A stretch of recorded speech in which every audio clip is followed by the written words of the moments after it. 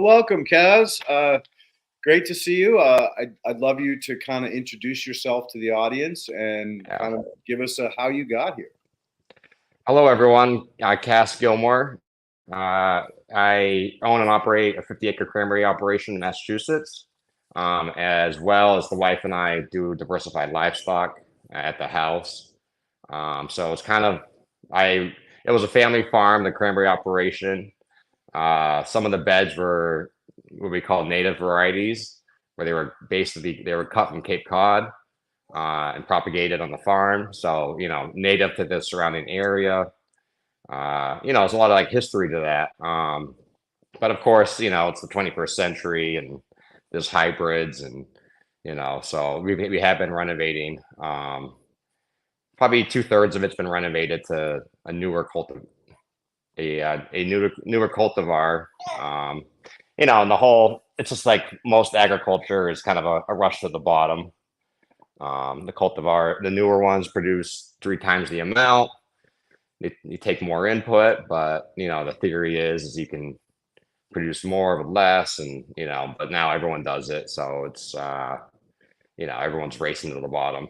So I got started in full time in agriculture in 2012. My dad and my uncle, 2 separate farms, but they worked together.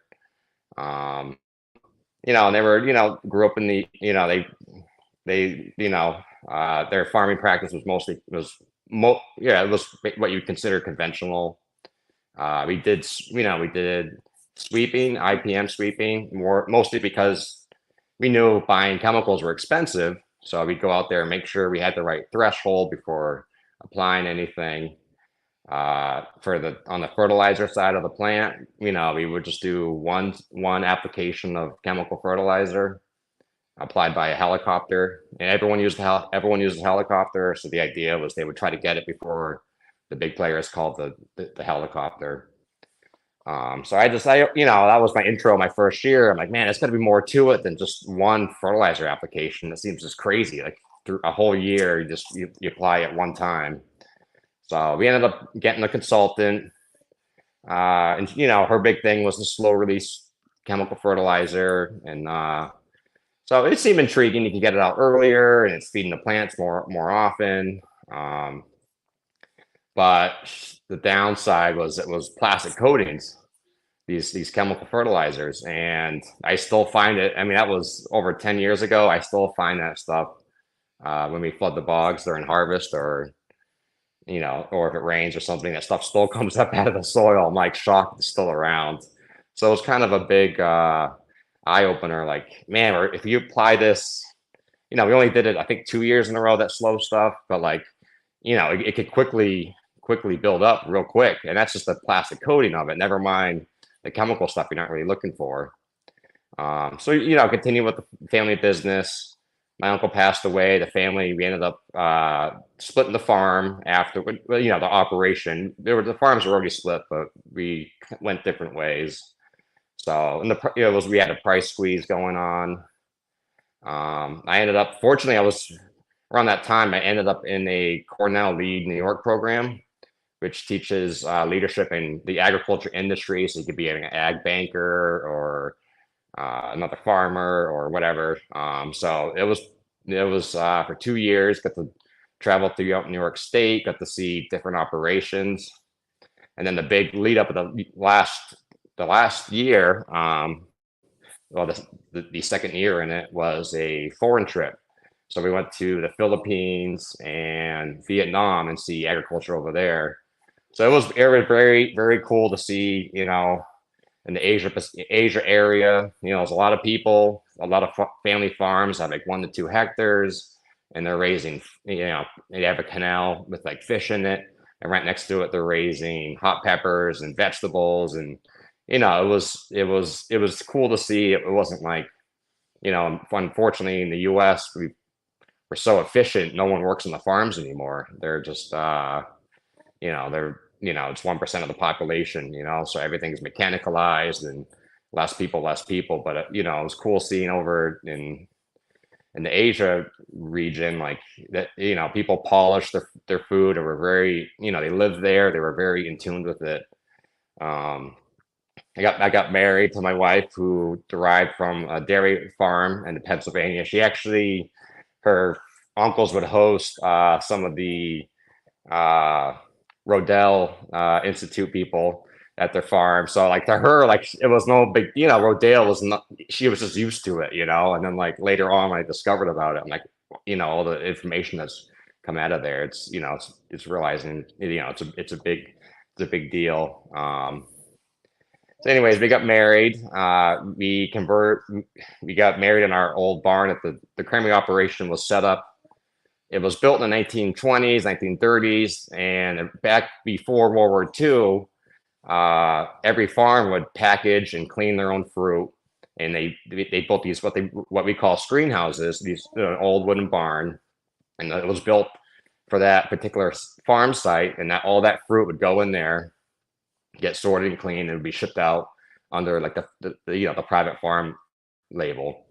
But it was being built during World War II. The carpenter, all his guys left to go fight World War II, so he kind of hobbled it back together. And we used it as our operation. My dad used it for, 30 years. But it was, it was outdated. It was, tractors are big now, everything's big.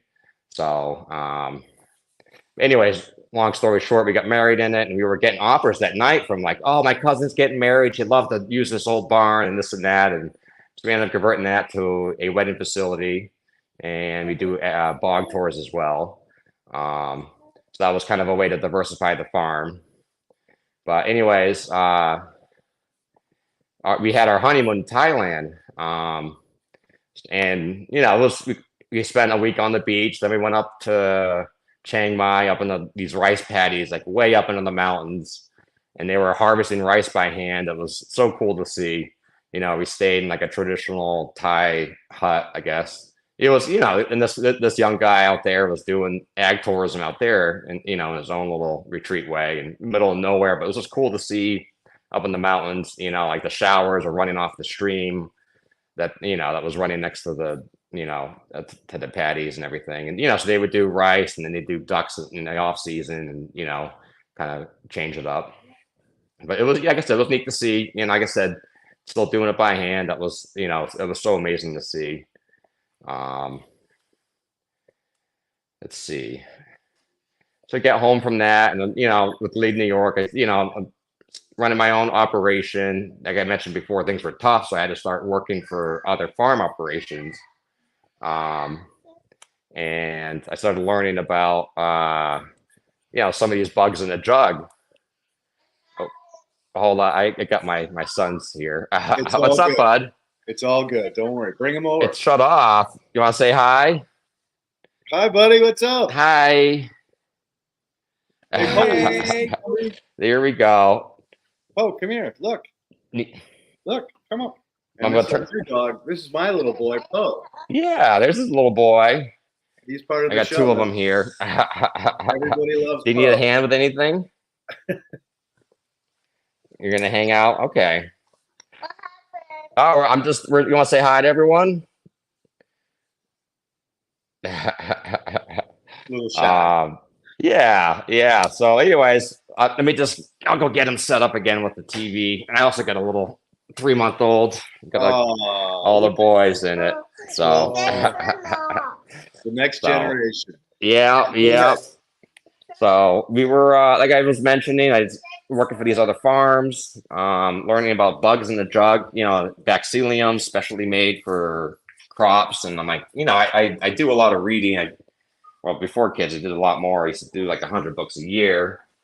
So I'm reading about all these. I'm like, oh, this is so neat. This bacteria can help the plant defend itself against insects and be more resilient to stress. And, so it was pretty neat to start learning about these things. But like we call it now, it's all bugs in the jug. Now that they were very engineered, made in the lab. But they, which is fine. But it was a great introduction to that. So I was working for this one farm, and they did a lot of custom hire. And in the state of Massachusetts, I already had my private pesticide license for my farm, but to apply for someone else, I needed a commercial license. So I started studying it, and reading about spraying everything underneath the sun. Um, so it's all part of the journey, like I mentioned before. Give me 1 second. Are you on a phone by any chance? No, I'm on an iPad, I guess. All right, just make sure it's plugged in because this platform draws a lot of energy. Okay, well, good advice. Good advice. Let's see, let me put this one down. So, anyways, I'm studying for the test, and this is before I had kids. So the wife and I, we went to Colombia. That was our escape to 2019, and we're going to go to Colombia. Stayed on the ocean side initially, and then we had found an eco lodge up in the mountains in Jardín, Colombia. And up there was a organic coffee plantation operation, and so we went and checked that out. The guy was talking about, he was in Spanish, and my Spanish was not the greatest, and his English was not the greatest, but it was still a good tour. It was, walking around this operation that's up in the hills, like he's pulling off leaves off the tree and just put it right in the ground. I'm like, what are you doing? Isn't that going to contaminate? Like all these pathogens are going to come and get your coffee. No, it's okay. It's okay. And okay. And then he had some companion plants with the coffee trees. And then at the end of the tour, he went and showed us, he had this big, must have been a 100-gallon, maybe 200-gallon container with a lid on it. He opened it up, and it was this bright blue goo stuff growing in there. And he was explaining it, because he's organic, that it was his pesticides and it was his nutrition. It was it wasn't quite one, wasn't quite the other, but it's what he used to help keep his plants healthy. So I was like, wow, the whole time I'm thinking, this is crazy that he's, I've been taught, as a farmer, you get a pesticide license, and you're taught, with your license, you have to keep it active. So you're taught to use more pesticides as your recurring credit. And all in that process, they tell you got to clean, sterilize everything, sterilize your bogs during certain times so they don't get infected. Spray insecticides just to spray them, because the insects may be there, they may not be there, but they're usually there. So you just, I guess I just kind of grew up with it. It was a little probably too comfortable using the products, but it's, like I said, you just grew up with it and didn't know any better. So it was crazy to see this coffee operation where sterilization wasn't a thing. It was, like I said, he took the plant leaf, put it on the ground, it was mulching. And now I realize he was mulching around the base of the plants. And then, like I said, seeing his container of, I don't know what you'd call it, a ferment. It was a ferment, yeah. And like I said, he was like like I said, it was kind of mind blowing. I'm like, wow, this is crazy that, the coffee looked great, like everything, the farm was great, everything was beautiful. So I guess it was an eye opener, So we ended up leaving Colombia 2019, or no, it was early 2020. Anyways, get back. I had my commercial license test that week. It's Wednesday or whatever, right? Monday morning, the whole world shuts down. And, I was like, oh my God, I've been studying this thing for 2 months, 3 months. I was so ready to take it, bang it out, get it done with. But the whole world shut down, and the state didn't want to do it. Wasn't before virtual was a thing. So they didn't really have they just delayed it for 6 months. And, in hindsight, it was a blessing because I never went back, I ended up dropping my chemical gloves in the ground, and I was, just realized there's a different way to farming than what we're taught. And it's just the whole system, I guess, really. But like I said, it was COVID, it was a mind switch for me. Dude, I got to stop you there because that was one of the most amazing things that came out of that was people like you. And I've looked for other people that can explain they had this epiphany or this, because they had nothing to do. They were sitting around and thinking about, why am I doing this? Why am I living this way? What am I getting out of this life? And so to hear you say the same thing is amazing. And there's so much you just said that I'd love to unpack. Like, right from the beginning, like your understanding of conventional ag, but yet you still kind of peeked around the corner to see what else was there. And the fact that your wife was so close to Rodale, how far away miles was she from? Funny name of where the uncle's operation is in Virginville. Oh God, yes. We had Bob Wilkinson on yesterday or last Monday. Okay. Virginville. We went out there. We were going to open up an operation out there. Awesome. Yeah. Like I said, beautiful spot. It is a hilarious name. They're good old Pennsylvania Dutch, hard workers. And like the cool thing, even like her father and her uncle, like I said, they all grazed their animals. They didn't get paid extra for it. They just didn't want to spend money on fuel, so they would milk the cows, they let them out, they go and graze, rotationally graze. And like the pastures are beautiful. It's just like the whole system. And I've seen a lot, they weren't big operations, and I've seen, 2,000 milking heads, and, what that is you have a guy in a tractor just running around all day, versus letting the animals do what they are meant to do. It's kind of, I guess it's part of the fun of 21st farming, but, so it's kind of an eye opener. Like I said, meeting her and like, she wanted cows at the house, so we converted an old pasture back, and we did bale grazing over the winter. And I mean, like I said, the grass it grows year round. It's unbelievable. Even right now, so like early spring, you drive around, it's kind of the end of winter, and you can tell which lawns are conventional fertilizers, because they're all, that brown color right now. They're just exhausted, versus like I said, our grass it's growing like gangbusters. It's been green all winter. Right across the road, my neighbors, a different story. It's brown, and it all adds into it. It all goes back. So yeah, see, I had a little list here. Oh yeah, working. Anyway, so like the COVID, it just changed me. I started thinking there's got to be a different way to it. I ended up switching, working for another operation, still running my own farm. Like I said, we were, we're small in the commodity world. So that's we're doing a generational transfer. Money was tight. We're doing a lot of hybrids, renovations. But anyways, I worked for another operation. They were very good to me, but, very dependent on the chemicals. So I had one, and it was right around the same time that it was about 60 years of Silent Spring. So, and this was one of, like I said, I read a lot. So I was listening to Silent Spring because it was around, and it's supposed to be one of the top, 5 for any farmer. You're supposed to read that book. So I hadn't read it up to that point. So I was reading it. I was spraying chemicals all night. And like, I mean, like, I was noticing, like, man, the springs here, they are silent. Here we are, this, beautiful operation, big land mass, but like, there's just no life. It's just, this, the wind blows, and then you just see dust, I, with my father, he made birdhouses, and he was kind of a hippie.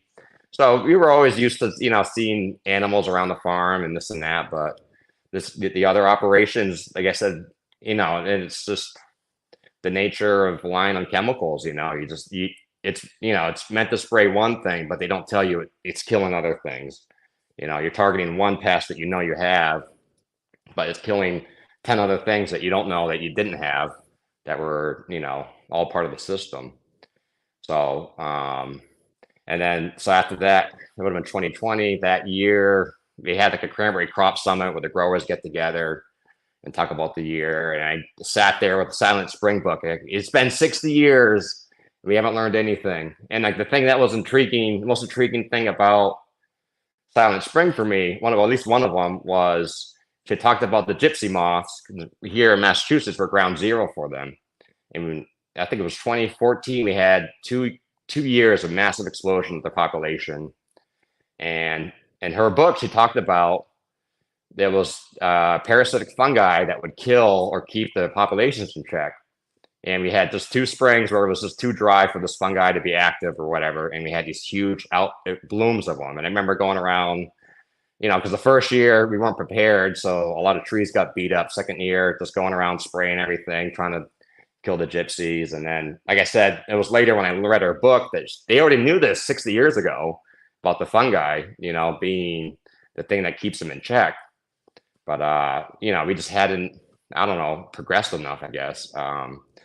So, like I said, like hearing Rachel Carlson's example of the gypsy moths, and just like realizing, okay, so maybe you can use like a parasitic fungi for other insects. And like I said, I at the crop summit, I brought the book up, and we got to learn. Like, this has been 60 years, and we're still doing the same madness this book talks about. And everyone's like, this guy, he's just losing it. COVID got to him or something, Welcome to the fucking world. yeah. So, like, since COVID, I've been talking about, this biological idea, and like it's starting to pick up steam. Where, fortunately, this past winter, I got invited to like a organic working group. I got together, so that was pretty neat. Like I said, I hadn't planned to go organic, and it's just, and that's what a lot of people were saying. Oh, you just want to go organic, this and that. I'm like, no, it's just, we're so, in the farming world, it's conventional, organic, and there's nothing in the middle, at least that's historically what it's been. So like, if you're organic, you have your own ways. If you're chemical, you have everything you can use, but you don't learn lessons from the organic side. So it wasn't, like I said, I just was starting to go, biological was just bringing me, I kept following that little thread. It kept bringing me towards the organic world. And then I started working on my own farm with a company, Advancing Eco Ag, John Kemp. He has a lot of great, free information online. And he talked about making plants resistant to pests, and I was like, wow, this is so cool. So I started working with them. This would have been 2021. Started working with them, and it was like crazy. Like, I got all this like fertilizers we were supposed to put out weekly, and it's, like a quart of this and a quart of that, and small little amounts. But man, this stuff stunk. I was like, man, it's not like the chemical you just pour it out, and if it touches your hands, it stings, but it doesn't smell. I just wasn't used to it. So now that like my nose has changed, it smells great. But like I said, at the time, it was so different than what I've been doing. So we were renovating the bog, and a grower friend of mine sent over this guy Keith. So I think the crew was showing up that day. They were planting the bed, and there's a lot of stuff going on. And this guy shows up in this old truck. And he starts talking, and I think, or maybe I was spraying the crab meal product. I was telling Keith, oh yeah, don't mind me. I got spilt it on me. It smelled like fish, this and that. He's like, oh yeah, no, I always smell like fish. I'm like, okay, yeah, whatever. They just explained what he does. So I was like, oh, okay, that's kind of neat. So he has some fish hydroslate. Oh, I'm all set with that, right? That for this year. But he was talking about these other products, these biological inoculants. You start going off on like, I don't even know, protozoa, diatoms. I was like, man, all I know is fungi, bacteria. You start listening to all these other things. I'm like, I don't know what you're talking about, but it sounds cool. It's like, all right, tell you what, I'll buy a tote of this stuff, and I'll try it out. So a tote, I think I figured out it was enough for 80 acres. So some stuff I reapplied twice. And it was around June when I remember meeting them around that time.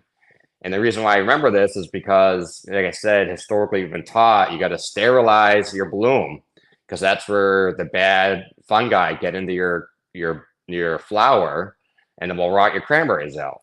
So you got to put all these fungicides out, whether bad fungi is there or not. You put it out there and you're covered.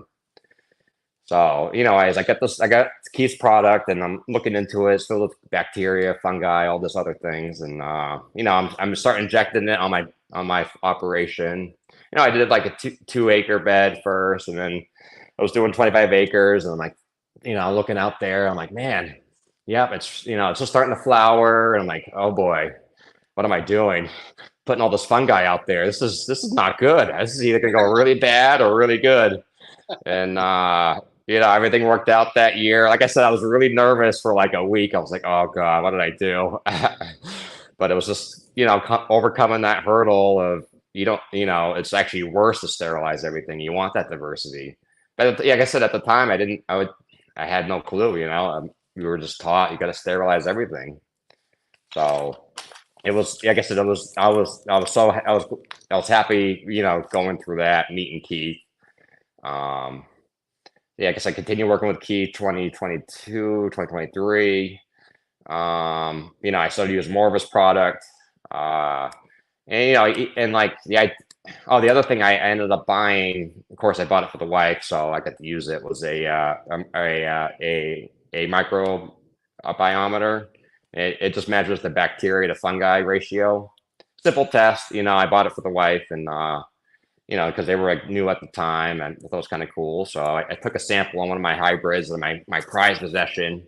Yeah, let's see what see what the base is on this. And the test comes out 97% bacteria, 3% fungi. I was like, wow, I don't know much about, at the time I didn't really know too much about it, but I'm like, seeing it that far to whack is not a good sign. Like seeing that much bacteria and such a little fungi, like such a small amount. So I did that test, and so then working with Keith, I was like, well, I want to try to get that up, get that ratio up, try to get some life back to it.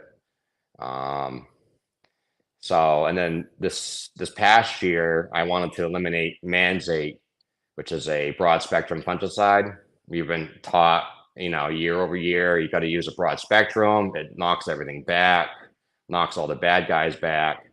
But what they don't tell you about is studies in Europe show areas of, where in like the wine regions where it's highly used, Mancozeb, where it's highly used, there's like 40% increase in Parkinson's, Alzheimer's, and then just like, I'm also, at the time where there's a lot of baby boomers becoming of age, and like the second they retire, something happens, some nerve disease or something shows up. And so like I knew I had one little boy at the time. I was like, I don't want this stuff on my farm. Like there's no excuse why we have to use this every year. So I was my goal this year was to completely eliminate that. And I guess, like I said, I had 2 years of adding inoculants from Keith's product. And I was still working with AEA, using sap samples to monitor tons of different microbes between nitrates and all these other things. Typically we just did like soil sample every few years and whatnot. So I was happy this past year, I was able to eliminate, like I said, even some of the scientists at the local scientists were like, oh, you're going to rot all your fruit out. You're going to lose the farm. This is that. You have to use it. I'm like, no, I don't want to use it. No, you have to. It's just, otherwise you won't survive. And like, and even other farmers too were like, oh, you're crazy. You got to use that. Or another product is chlorothanol, which is a Bravo. It's another broad spectrum. These are all products that are like right in the line from being axed. And for some reason they haven't axed them yet, but anyways, so 2023, I was, and we're at the point now where people are putting on, when I first started, you put on maybe 3 fungicides for the, 6 weeks. Now people put on up to 8, and it's like, it's just ratcheting up and up. I'm like, this is crazy. And it's not cheap, it's expensive to put on. It's bad for the environment, but, we're all been just brainwashed that you have to use it. So this year I used 1 non-organic fungicide and 2 organic fungicides. And the organic ones were like, they were plant boost. They're like plant health the plant defense mechanism booster, essentially. Yeah, So growth promoters. So yeah, basically, they grow the strength or the defenses of the plant. yeah, exactly. And then, like I said, working with AEA, their big thing was if your plant's healthy, you don't need to use these prophylactic, that you've been taught to use. So, like I said, I felt comfortable eliminating Mansate, and I was still nervous. Still one of those things. What's harvest going to do? Am I going to show up in September and everything's rotten, or I have to throw in the woods? But we made it through harvest, and then the coolest thing, I don't know if it's the biologicals or and there had been talk that mango zebs make your fruit white like a lot longer. So, but this year, we always do bog tours on Columbus Day weekend. So I have early varieties and late varieties, and it's usually I'm picking the early stuff for the tours, and then we start hitting the later varieties, and I'm like, sweating over here that they won't get accepted because the fruit would be too white, um, and like I said, I don't know if it's the more biologicals or not using mango zebs, but Columbus Day weekend, every variety, late or early, was all like the dark crimson red that you expect to see. There was no issue with colors, beautiful quality. So it was just, like I said, it was cool to see, especially this year where people were averaging 5 to 7 fungicides, and I put on 3, and it had better quality than anyone else, So, anyways, I continued down my biological wormhole. I was able to find Ericaceae mycorrhizal. So cranberry, blueberry, heather are all part of the Ericaceae plant. So they require special mycorrhizals.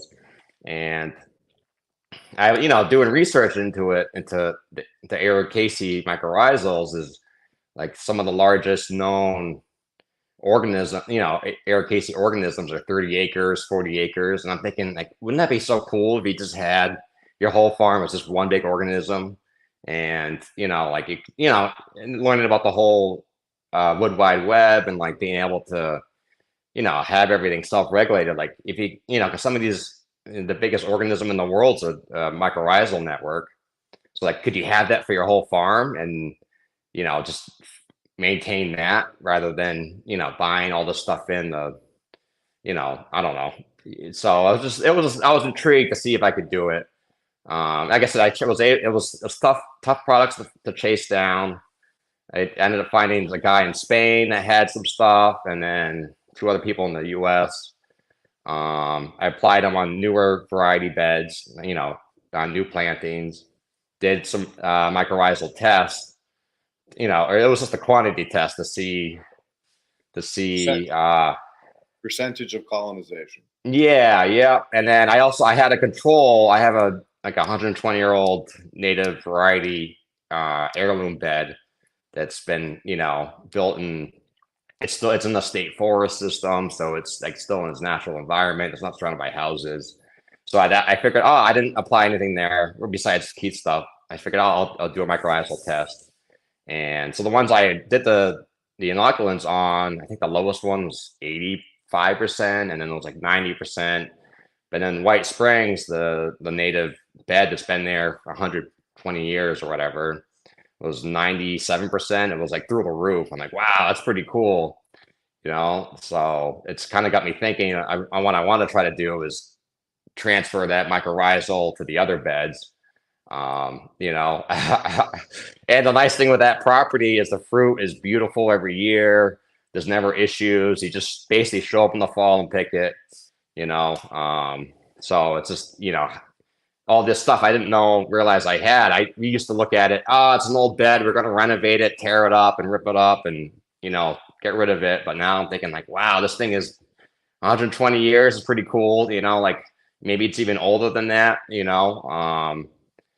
and, I don't know. It'd be a shame to destroy it to put in a hybrid, the hybrids are neat, but they don't have the same plant defense mechanisms as the natives. Even before learning about biologicals, like, if you got flooded at the wrong time of the year, you could really mess up your crop with a hybrid. But the natives, you could flood them at the worst time of the year, and they would still pump out the fruit. It didn't bother them one bit. Maybe it's because they're old and they've seen it before. I don't know if there's that's part of it, or if it's because they're in high when they were high, where they were cross pollinating, that they lost something along the way. So, dude, that's called compromise. So, yeah, anytime you modify genetically or alternatively a plant, you're going to trade something to gain those extra fruit. And that's exactly Yeah. why those don't do well, and that you need to use fungicides with them. Mm, It's the same thing as bugs in a jug. Bugs in a jug yeah. is you have this rich kid who's never done a thing in his life. You take him out of that mansion, you throw him in the ghetto. How well do you think he's going to do? Right? But you take the ghetto kid and you throw him in the mansion with all those resources. How well is he going to do? So that's why bugs in a jug you have to use every year, whereas truly in vivo inoculants like Keith. So the audience, what he's talking about is Keith Wilder of Fish Brew. I don't know. I think you were using Rise and Thrive, but it really doesn't matter for this Mm. conversation. But bottom line is that is grown in nature, and that's why it works so well. And you get such great results. Now, the one thing we're missing is how are your harvests from when you started switching from conventional to biologicals? Where did they go? Did they go up? Did they go down during the transition? They've gone down, but it's also, I'm pulling back. Like we were typically putting on up to 70 pounds of nitrogen. So trying to, and like I'm trying, what I learned, or through my researching, is especially with perennials, you don't want to pull the rug too quick. You got to slowly pull it over, because they're living multiple years. So yeah, unfortunately, I've gone down a little bit, but the quality is made up for it. And then the fruit color has been beautiful. We do typically, cranberries are picked in the wet picking fashion, where it ends up as in the freezer for craisins or whatever. But we've kind of gotten away from the dry picking that you find in the fresh aisle. So I've been getting more into that, and my fruit, sitting in the garage in just like a 40-degree environment. I actually I had a friend, an organic guy, who was Cape Verdean. He went back to Cape Verde with his family, and he wanted to bring fresh fruit with them. I was like, yeah, I got something to help yourself. They've been off the vine for 3-4 months, but he took at because he typically does organic fresh fruit. He didn't want to bring his frozen. He typically sells his frozen, especially this late in the year. So he was excited to take it. So I don't, I guess they ended up leaving it like somewhere in the volcano there. So I don't know if they're going to take off or what. It'll be a big infestation of my variety, but so like I said, he was impressed by the quality of it, and he was using a lot more organic fungicide applications than I was, just because he's trying to keep that quality. But so it's kind of cool that we both learn a little bit. So before you go on, another question. So your yields went down, but your yeah. cost per bushel or cost per pint, did that go down as well? So you made more money. Yeah, it's kind of it's kind of what happened. Part of AEA, they're very good, but they're high. It's a high input. It's high input. So did take a dinger on that, but like I said, it was I'm not paying for a helicopter to come apply this stuff when I don't want it, because that was part of the issue. Is we'd be hiring a third party, but I'm only 50 acres, and the next door guy is 2,000 acres. Who's going to, whose farm is he going to go to first? The guy who's paying him a lot more. So, so the timing of it is a lot better with being able to control everything in house. So the fish brew stuff is it's modest. He's very modest about his pricing on it. So like that stuff definitely, like I said, like you mentioned, inputs are less. And then this year, learning that my plants are getting healthier, we're still kind of taught you got to do these prophylactic fungicides or insecticides because even if you don't see them there, that they're in, the scientists say they're there anyway. So just go ahead and apply it. So I started pulling back on those as well. And like you mentioned, those aren't expensive. We were talking $100 an acre, $60 an acre.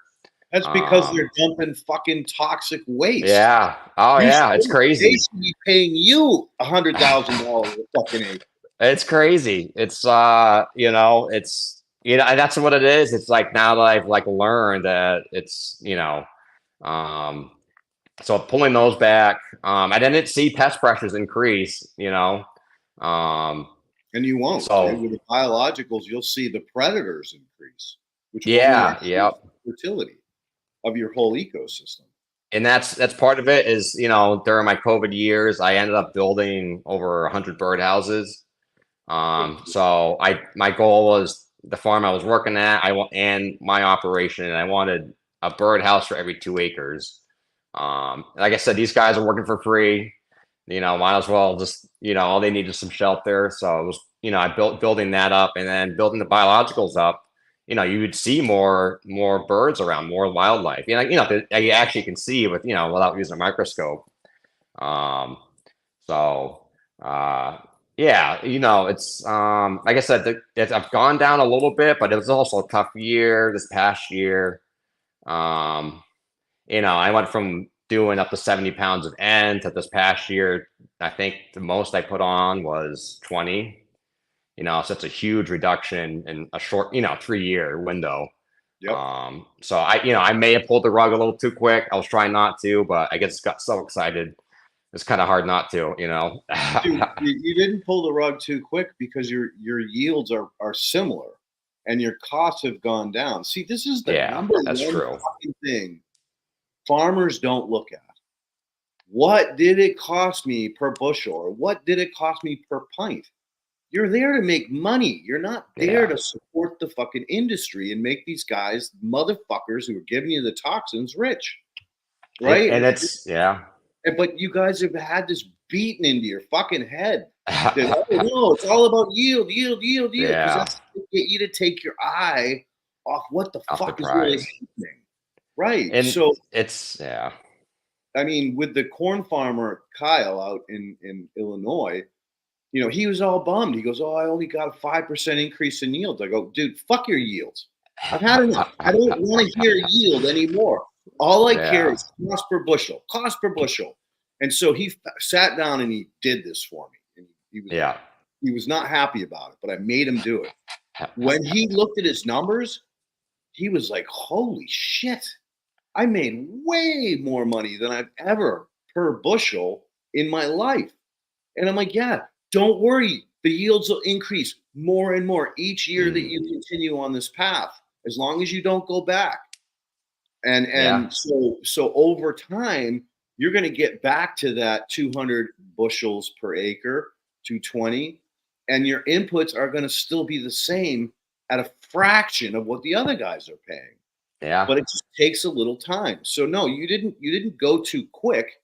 You actually are going perfectly, because yes, you do want to slowly get those plants more accustomed to dealing with their biological constituents and not just the biology that breaks down the NPK. So no, you're doing everything fucking right. And I promise you, within a few years, you're going to be like, "Oh my God, I'm breaking the record." No, thank you. I appreciate it, because, as I dig into hearing other people's stories, and it's still like there's a lot of, I did a biological test. There's a lot of other, consultants, you get tests from, and I'm like, "Hey, oh, have you worked with someone who's transitioned to more of a biological approach?" No, not fully. Or they're already there, but like I said, I start digging into it. Organic is 3 years to go from conventional to organic. But then I've heard other stories where people like to get your ecosystem back. It's like 5 to 7 years. Like it may be 3, it may take you a little longer to get the whole system back, because Mother Nature's got to learn that this is a little paradise over here, not just keep flying up to Canada or wherever.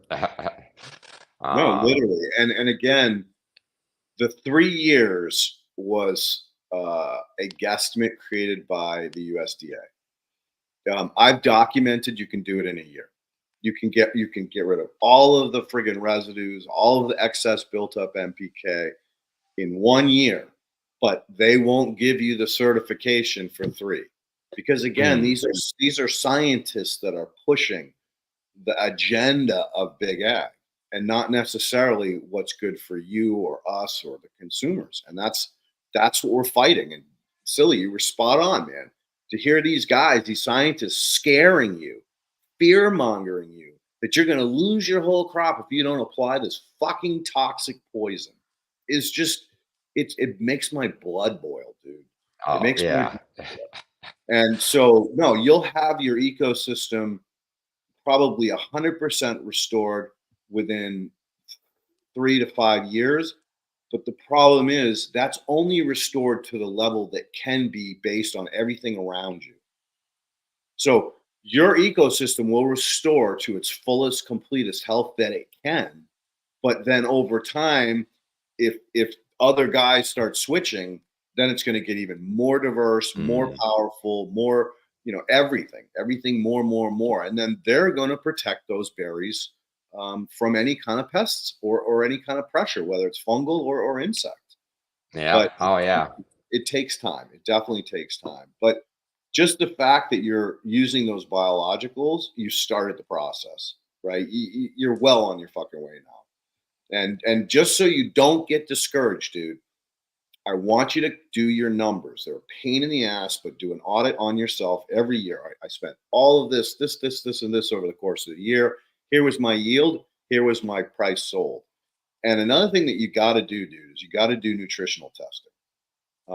Hit me up after the show and I'll connect you with the lab out in the Midwest that will show you things like energy. So what does energy mean? Well, energy means how much the animal's going to consume or how much the animal needs to break that down to make it available, make the nutrition available. So you want to see low energy and high nutrition. So what that means is the animal's getting all the nutrition it needs without using up all that energy, the ADP, in its system to break that stuff down. All right, you want to see low water. The animals don't need water. We don't need water. We need concentrate, right? So those berries, the more concentrated that the antioxidants and all of the secondary and tertiary metabolites that are in it, they're going to measure those things. So then you can go back to your commodity and say, look, here's the paperwork on mine, and here's the paperwork on a conventional farm that's adjacent to me. Look at the difference between our berries. And I just want to make you aware of this because I may bring up my prices in a year or two.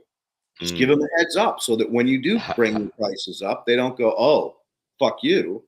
Because you've shown them 3 years of paperwork indicating that your nutritional level continues to rise, and therefore you are superior to organic. Because you're regenerative. You're making the bog, you're making the soil, you're making everything better and better every year. Like the birdhouses, right? The birds come, they're going to poop. That's more nutrients. There's more for the biology. It's more for the salamanders, the snakes, right up the fucking level. No, dude, it's true. It's funny and like, I'll let you go. No. When we talked, you got me so excited because you're exactly the kind of people that I want to interview on this channel, so that not only am I excited, but the people that are listening get excited, because that's what it takes. It takes that spark. But once that spark fires off, it generally continues to grow and turn into a beautiful light, a beacon of hope for others around you. So you are in many ways a leader, and you are someone who is building a powerful entity that will expand in your community and in your commodity or your group of farmers. So no, it's true. It's true. I've at first it seemed like I was just talking to myself the first year or two, and then this past year, at one of these grower meetings, one of the guys pulled me aside. Hey, I want to do like a working group. We want to get these organic growers together, and I think you have great insight. And like I said, I wasn't planning to go organic, and people would say, "Oh, you're just going organic." Like I wasn't aiming for that. I just knew there was something different than what the local salesman told you, you know.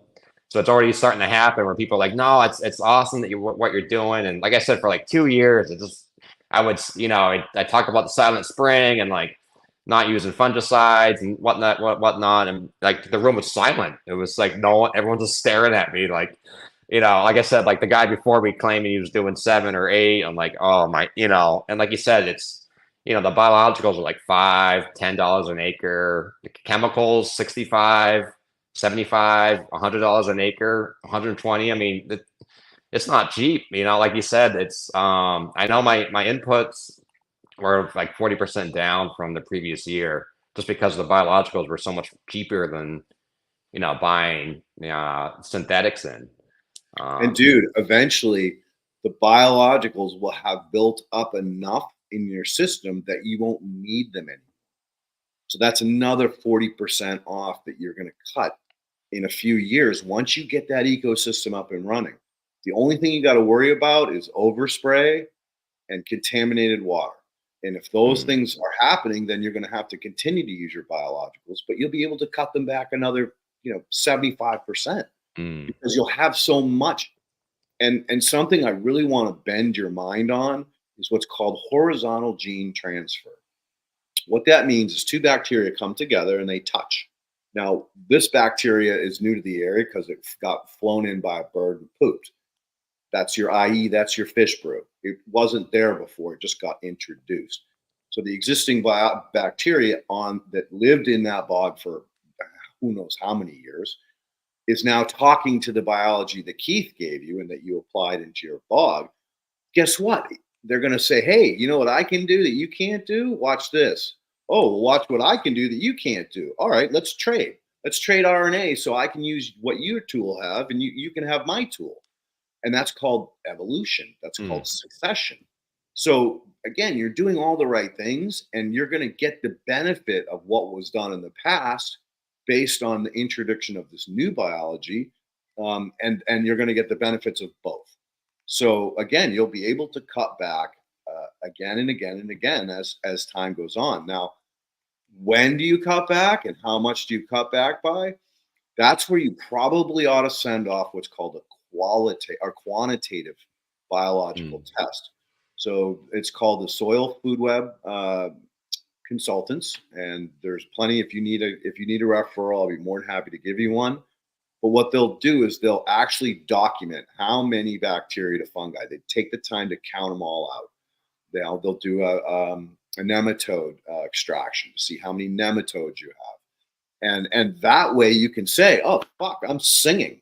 I'm producing 300 pounds of nitrogen per acre over a 90-day period. I don't need any more inoculant this year, right? So those, again, are going to be tools. I'm not saying I don't trust you behind the scope. I'm glad you got a scope, but you are doing qualitative, not quantitative. So as good as you are at identifying those organisms, you're still not going to know, do I need more or can I cut back? Because that's not what you do. So, and the tests are only like $150, including shipping. You can afford that. And you just do one a year and then map it every year and say, oh, fuck, look at my numbers have gone up. I definitely don't need to. And I no offense, Pete. we're regeneratives here. Need to sell more based on what he's did, not have to always be continuously buying your product. So I had to give that little caveat. No, Keith's been great. He admits it. It's like I said, the stuff's it's relatively inexpensive, so it's in like actually I have been working with someone who John Duke. He's the one that convinced me to get he works for NOFA. He convinced me to get a microscope. Nice. So I called him. Hey, I got a microscope. He showed me how to use it. Oh yeah, come over. So he brought up a little bottle of his Keith's Bold Flow it was open for 2 years. Took a whiff of it. We're like, I don't know. No, we'll see. We'll put it in the microscope. I couldn't believe it. There was stuff swimming around in there. It was like, it just came off the farm yesterday. So it was pretty cool to see that. But what you mentioned before about the biological soil samples, I actually did work with Andy Marsh. Oh, nice, nice. So yeah, well, because of the show, I listened to her talk, and so I ended up doing some samples, and same thing. I had my nice hybrids, my golden childs over there. Sent those samples in, and I sent in the White Springs property, that old 120-year-old bed that, like I said, and get the test back. And White Springs was off the charts. I was like, here I am, like this bog 2 years ago, we were debating about getting rid of it. A few years ago, we were debating about getting rid of it because it was, low producer, and oh yeah, we'll get those hybrids in. That will fix everything. And now I'm like looking at it, I'm like, wow, this place is like a gold mine. I just didn't realize it. Yep, and don't hesitate to grab some of that liquid out of that bog, and apply it into your bog. So you're starting to transfer again. It's all about diversity. And that bog has been there for X amount of years. It hasn't been exposed to pesticides. I'm sure the water quality is amazing because I'm pretty sure, isn't that Miles Standish? Yeah. Dude, that place is fucking pristine. Oh yeah. So, that it's there. Whatever's been in that 5-acre bog is probably rocket fuel for what you're doing on your other ones. Yeah, no, definitely. Like I said, it's now I'm like I rub my hands when I go to that place. I'm like, I got to figure out how to transfer it over. And so I was going to mention, the sampling. So there's like 2 scientists in like the whole country that do Iroquois mycorrhizal. Yep. Or they specialize in it. It's very small group. You said it right that time. Iroquois. There's Iroquois, yeah, Iroquois mycorrhizals. So one of them, they work for the USDA, and they're doing sampling on organic farms in Wisconsin, conventional farms, wild cranberries in the woods or whatever. So I got in touch with them through actually one of the local scientists here. She had connected with them, and I said, "Oh, I love to I was telling them what I've been doing the past few years. I'd love to send you some samples." So I sent them some root samples, and they were still plating it out. But initially the reaction was, "Wow, you got some pretty unique stuff here." And one of them was a chromiobacterium that they want to plate out or test out for use for mosquito control, which I thought was crazy to think that like this thing's living on the bog already in some sort of insect control or mosquito control is already there. That I never knew, so it was kind of another eye opener. Yeah, that's the way nature works, dude. That's what I'm saying.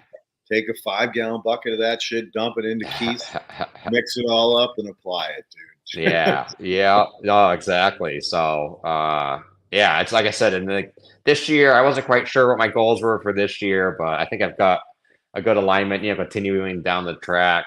And then I discovered fermented plant juice or whatever. So I'm thinking like, all right, so if the theory is weeds indicate what your soil wants, what if you take those weeds, I spend money anyways bringing in people to hand weed. We typically we hand weed a bed, try to do it twice a year, just compost it. And that was another thing. Yeah. So my compost pile, with our wedding venue used to be right next to that barn. So I had to move it or whatever. And which just actually worked out in the end. So anyways, this is before I really got to the biologicals, but the scientists were saying, oh yeah, you got to take all your cranberry chaff from harvest, all the leaves that fall off and the weed seeds. It's filled with weed seeds and pathogens. And you really should get it like a mile away from your farm. I'm like, we're in Eastern Massachusetts, and we're basically South Boston. Like, we don't have a mile. Like I don't have that much land. That's a great idea, but so anyways, I started making a compost pile, and it wasn't like I had planned to make. I just was trying to break it down, So I'd go to there was a brewer used to pick up brewing grain for the animals. So then I started bringing the yeast home with me, the brewer's grain, mixing that in. And I just was trying to break the stuff down, and I got to the point where I think it was one day I went there, before really knowing about the organisms or anything. I go out, it's cold, the ground's frozen everywhere, there's snow and everything except for my compost pile. I'm like, oh, that's kind of neat. I was throwing something in there or whatever. I'm looking around, I'm like, there's ants moving around. What? It's like 30 degrees out. Like, what are these guys doing? You know? So I was like, oh, that's kind of neat, you know. And that was 2020 maybe. Like I said, I was still getting into it. And then so now, like I said, it's been building up. And I can still add in like, you know, the weeds from the bog, breaking that down. And the cranberry leaves they're acidic. They have wax on them. So they typically don't break down that well. But you know, I'm getting to the point where this stuff looks like sand, or you know, like it's all broken down, just looks like soil, and that's right out of the compost pile. Um, so this year, my goal was to find a use for it. You know, like I said, I've been building it up for 10 years in this one particular spot.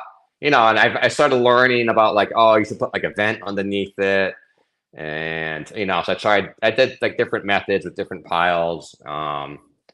So, like I said, this year my goal is to make some sort of compost tea out of it, or you know, start making my own inoculants. But actually, it goes back to what I mentioned before about if the weeds are the indicator of what the soil wants.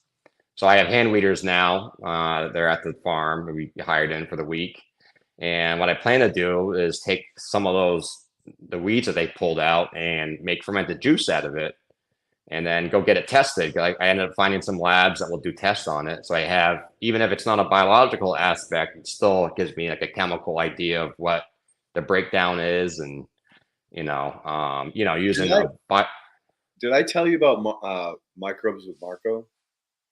Yeah, I did reach. Yep. Good. Reach out to him, because again, he has a meter that measures EC in a different way. All the traditional labs, they measure EC. There's 4 different units of EC. It's a fucking nightmare, right? It's like having all these different languages instead of us. We all speak in the same damn thing. So the EC meter you need is unique to one specific industry and not to the common person. And it's a blue wand, and it shows a elevated LED up and down as to how powerful it is. But he knows how to convert that to how many gallons of water that you need to add to it. But it's one of the most powerful fertilizers you can get, not because of the NPK value, but more because of the amino acids and some of these other broken down compounds that allow the plant to absorb them super quickly and convert them right into on a cellular level what the plant needs. So that's why natural farming is so powerful. And what you're talking about, or Jadam, I don't want to leave one or the other out, but that's what you're talking about, is making these liquid fertilizers with what you've got present. And dude, take a 55-gallon drum, fill the fucking thing up with those weeds, pour in water, put some cloth, what is it called?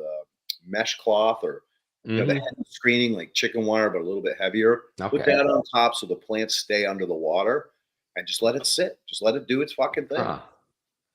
It's that simple. It's that fucking simple. And you made your own fertilizer for a whole year. You want to increase your yields? Well, that shit will definitely increase yields. All right. So, and it's free. It's not free. You paid the weeders, but you still had to get rid of this shit anyway, right? Yeah. So, exactly. Like, no loss for sure. No, it's awesome. Yeah, I had planned to use like some molasses and EM1, I think.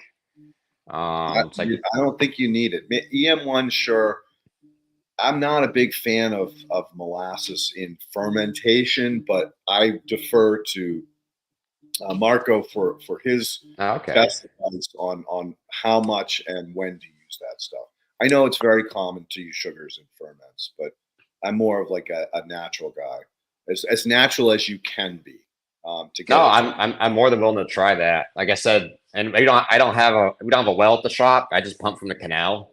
So it's like, now I'm like, oh, this is great, because I put like I mentioned earlier, I had my microscope. It was cold out. I did a little sample on the bottom of the canal just to see what, maybe there's something in there, and there was ice around it, but it wasn't too crazy. The water was still flowing. There's one little drop into the into the slide, and put it into the microscope. And, I have a picture, like a poster from Elaine Ingram's, that, gives you a rough idea of what you're looking at. So, you know, about fungi and the bacteria, but it was cool seeing, you know, I was shocked. There was stuff swimming around in there. I know that there was definitely a water bear in there. You know, or other protozoas swimming around. And like I said, it was cold. I figured there'd be nothing in there, you know, like, you know, it was windy and cold, but those guys didn't mind. Yeah, that doesn't affect them. Let's face it, temperature and season do affect the populations, but not the overall necromass. There'll always be a few of the ones that can survive better in different environments that will stay alive and functional, and the rest will essentially cyst up and be there for when their season's ready, and then they'll come out and do their business. So no, but that's cool, right? I mean, to Mm, understand that like your compost pile is still functioning all winter long. The life in the stream or the drainage is still alive and doing its business all year long. You know, it's good indicators of the health that you don't yet completely understand around what mm. you're doing. And yeah, if you make extracts with that compost, it's going to be rocket fuel, especially in that sandy soil. Yeah, no, I'm excited. That's the plan this year. Like I said, make some teas with the compost and then ferment weeds. And you know, I was reading about the biodynamic, you know, method. And one of the things they talk about was a horsehair soup. Yeah. And I'm like, horsehair, you know, I got guys pulling that out right now. We're just throwing it in the woods. Like, what am I doing? Like, you know, they talk about how valuable it is, the silica in it, and this and that. I'm like, oh man, like I know all these areas where it's already out there. You know, I could just. So I have plans for that this year. Nice. And again, don't hesitate to actually wildcraft some of these other diverse plants that you have in your environment. Like it's not just cat o' nine tails or stinging nettle or it's not horsetail. What is it fucking called? Fuck, it doesn't matter. But there's all kinds of what we call natural indicator plants around you. So, and again, the more diverse you have, the more diversity you apply into your end use, your whether it's a fertilizer or a compost extract for a new patch of land that you're working. It's if it doesn't like it there, it'll either be food or it'll sit tight and cyst until the Mm. environment is perfect for it to come out. So you're not wasting any time or any energy when you're doing things like that. No, it's yeah. So, So it's dude, yeah. you've had quite the fucking journey, man. I know. And then so this year I'm converting, you know, with our we do bog tours, we do weddings, you know, we'll sell some fruit to chefs and stuff. And like I said, we're Boston South, you know, so it's you know, it's getting expensive around here, but people want these native fruits. And like I said, we were just tearing them up because we were like, oh, we got to get those fancy hybrids because that's where you know, that's where all the money is. But I guess the money is for someone else, you know, because like you said, we went down that rabbit hole. But now I'm realizing people want, like, people to come to the farm, they want the native varieties. They don't want those things crossed, you know, that have been crossed over. So I have organic. I'm converting one bed over to organic. Like I said, I went through my records this past year, and I think I did one pesticide that prevented me from being organic. It was pretty much grown organically, and I didn't plan on doing that. It just naturally happened because you know I was pulling back on these prophylactic that we were supposed to do and using all these biologicals, and so that one I'm going into organic. And then I was fortunate; I got accepted into the Climate Smart program, which is so through the Inflation Reduction Act there was a lot of money set aside to make like a regenerative label or you know essentially create a pathway for some sort of regenerative labeling. So I got signed up with that as well, so I'm pretty excited for that. Like I said, I'm already doing it, so you know why not. And with cranberries, every time I call a lab or I'm like, hey, do you test this for cranberries? Do this for cranberries? And they're like, no, no, no, no. I'm like, well, it's related to blueberry, maybe, you know.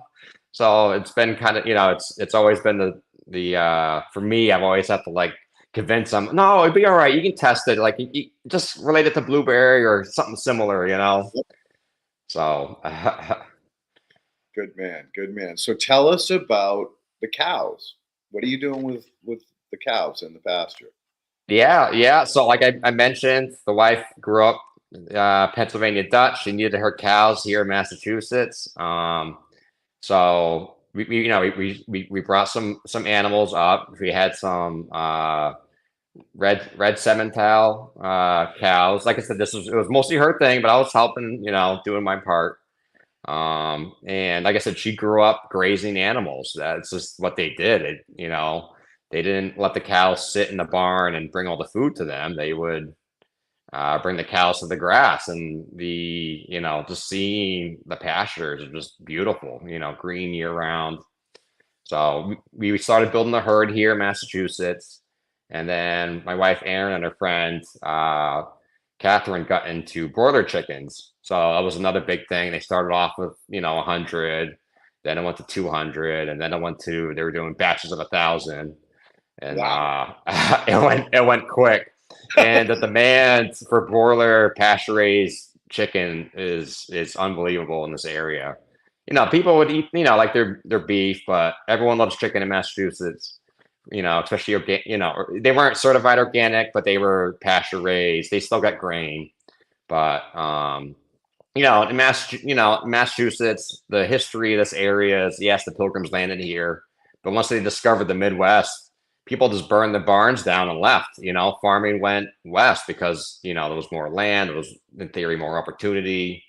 Actually, my father grew up on a dairy farm, and after the Eisenhower highway systems came in, it was cheaper to truck in food from elsewhere than it was to locally produce it. So they, the family business, they ended up, selling the cows out or whatever back in the day. But so, like this area has kind of gotten away from that. But it's kind of neat to see it's coming back again. People want to know their local farmer. They want to know how the food's, being made. People want to know that their chickens are seeing daylight, eating grass.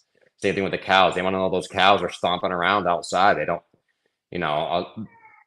big industrial ag, there's a place for it, I guess, but it's, No, there isn't.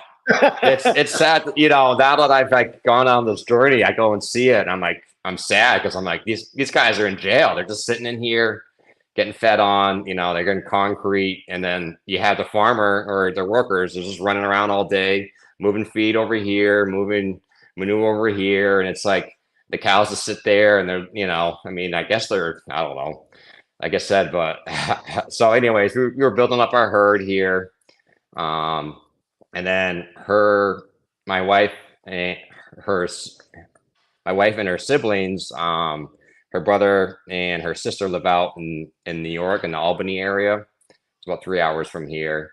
And her brother works on a dairy farm, and there was a local organic farm that was for sale that he could see some of it from the road, and he wanted to buy some of the fields or whatever because he wanted to, grow corn or whatever. But the guy said, no, you buy, if you're going to buy one piece, you buy the whole thing, certified organic. So, my wife and her siblings went in and they bought this 300-acre organic operation.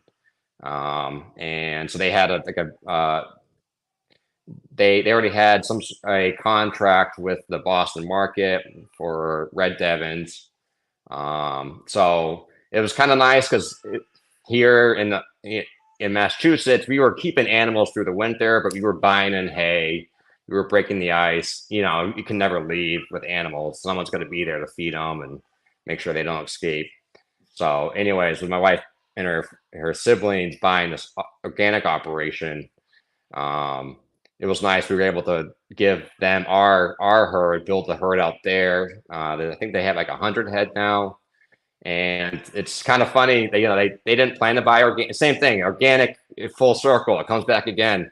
They didn't plan to buy an organic farm, but it was already organic. It was already had the paperwork. They're like, all right, well, we might as well just keep it organic, And there's obviously discussions with they go, the siblings go back and forth, but it's like, I kind of stay out of it. I try to stay out of it a bit, but like I show up and I'm like, I'm more organic than any of them. I'm like, what are you doing? You don't need to buy fertilizer. You got the cows. Like, it's perfect, and like, so it's just seeing those things is it's kind of funny. Like I'm the guy. It was still technically conventional, but I'm like all thrilled about the organic operation. So Cool. So what is their plan? Are they in full swing now, or are they still building? Yeah. They're I think through 2 years, 3 years. So they sell at farmers markets. New York State is big on their local farmers markets, and then they also have they send animals to a market in Boston. And the wife and I, we still bring in. So now instead of having cows, which are the mamas, instead of having them here year round, we essentially we bring in feeders. We still have pasture here, so we're bringing feeder animals for when the grass is growing, and then when the fall comes, that's when they end up moving on with their life and going to the local butcher and everything. So, which is, like I said, it's been a lot nicer that we can just bring in feeders rather than keeping, you have a cow, then you got an inseminator, and it's then you got to feed them hay all winter. While the farm out there, I guess I kind of call it like the mother farm. All the cows can stay out there. They have the infrastructure for it, and we can just bring in the feeders as we need. So, how many feeders do you bring in the spring? we'll probably bring up to 4, I would say. So we'll age them. So we're doing like 2 earlier, after the first spring flush, and then we'll save 2 for later on, and and we sell it locally here. But now that they've been she's been involved with this with her siblings with this other operation, it's kind of overtaken it a bit. But it's we still bring them in, so it's just not it's not as much as it used to be. So, like I said, it is nice because, cranberries hurt, but cows, they definitely kick pretty hard. That one's a fake tooth. I learned the hard way. But, and so the broilers are doing your front lawn. Is that what you were saying earlier? yeah. So so it was like 5 years, 6 years we were doing everything here in Massachusetts. And one of the years we brought. We had the brooder here at the house, so we ended up we moved out whatever 50 birds out here in our front lawn, and a chicken tractor. See moving them every day. They get fresh grass, and it's typical Massachusetts or New England where it's sandy soils. The grass is usually horrible, and I never really one for grass. I let it grow up I had to bring the tractor in if I was allowed. But anyway, so we brought the tractors, the chicken tractors over. They chewed it all up, and they did their part. And we would when we were grazing, we would bring the cows. We live in Main Street, but there's like a little bit of a hill, so we bring them right up to just the edge where they could kind of see the road. The road could kind of see them, but not quite. There's still a good distance between, but seeing animals run over the grass has been just unbelievable. It's like I've never been one for maintaining the grass. Even mowing it's tough for me. I want to just bring the tractor out, kind of thing. But so we have a landscaper that does our wedding grass, and we have him mow at the house too. And he's like, man, if I skip a week at your house, he's like, I pay for it. I have to do that stuff 3-4 times. He's like, I have to be right on it because that grass just doesn't stop. And it's funny because his father-in-law lives across the street, and his uncle lives across the street. And his uncle is like, he's out there every day throughout the summer, putting on granular chemical and fertilizers and polishing every blade. And it does, it is bright green. I will give him that. But I tell you, look at it right now, man, that stuff looks like it's survived a drought. And we just got 8 inches of rain, So like, like seeing the biology, like it's just the grass, it's green year round. It's neat to see at the house. And then our wedding grass, I've been knocking that with the fish brew stuff, and it's the same thing. Like if he skips a week or 2, you end up paying for it. He has to go over it 2 or 3 times because that grass just keeps taking off. Mm-hmm. It's I was right by it this morning, and it's green. We're like I said, we're at that point in New England where we're not quite spring, but we made it through the winter. So most people's lawns you drive by are just like like a dull brown, you know. But our grass is just nice little green. It's been green all winter. It's been neat to see. It's been really cool to see. Yeah, all that biology keeps the temperature more tolerable. Maybe the top 3 inches will freeze, but below that will still be thriving. So that's feeding the roots so the grass can stay green. Whereas if you don't Mm-hmm. have the biology, it just freezes all the way down to the beaver Yeah. eye, um, and then you're set back again until you get those 58-degree soil temperatures, which you don't have yet. And I think that's another huge potential because I think was it lawn's like the number one irrigated uh crop in the US or whatever.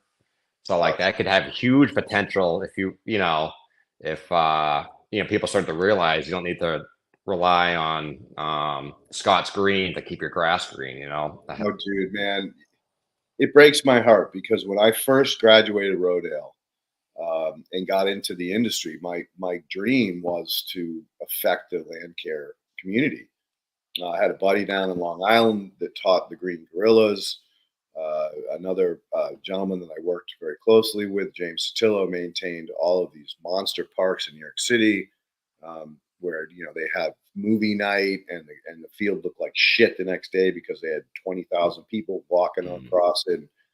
And yeah, we were using biologicals to support these systems. And I'm like, if you think about it, like you get in a plane and you fly across the country, the amount of lawns and land use from residential is fucking significant. And if all of those people just stopped using synthetics and went to these organic or regenerative practices, yeah, they could still have their green grass, cut the water by 50%, cut the cost of all of those fertilizers to zero. And within a few years, the biology would be there, whether they used, a product like fish brew or not, to just, to get it jump started.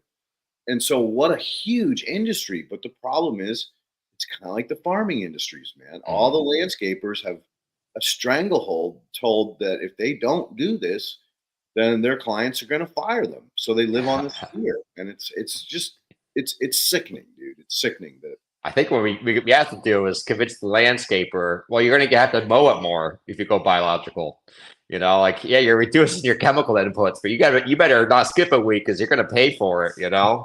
That grass is going to just keep going whether you're there or not. And then we need to teach them how to compost that grass because that Yeah. grass is incredibly valuable, as an input for your browns. And yeah, you get with that extra nitrogen, boy, that pile will heat right up for you, no business. And plus, they hold a lot of moisture too, which is great. So we've talked about your cows. We've talked about your chickens and your grass. Where do you sell your beef and your broilers? Is there a place that the audience could actually find them? Yeah, I guess I will point to River and Rail. I'll give it to my wife's siblings farm. 'Cause like I said, we still Bogside Acres. We still do some, but we've donated most of our animals to that operation. And we're still involved with it. Yeah, they could probably use the help too. But typically and we're in that operation too is the same idea as we want to meet our customers. We want to have a connection with people, and that's what people want is they want to know where their food's coming from. It's kind of a shame now we've gotten into a system where you can send a carcass to China and they can process it and then they bring it back here and it gets inspected here in the US and stamped. There's a USDA label, but it really wasn't here, like, so there's little loopholes that is in the meat industry that's allowed it to, I guess, become globalized, which, I don't know. Yeah, It's, we could both probably go off the rails on that because just because they cut a piece of it or cut the box open to package it does not mean that it was produced in US of A. And I'm telling you right now, that grass-fed fucking label is so misleading because all they had to do is hand it one handful of grass in its life and they could say it was grass-fed.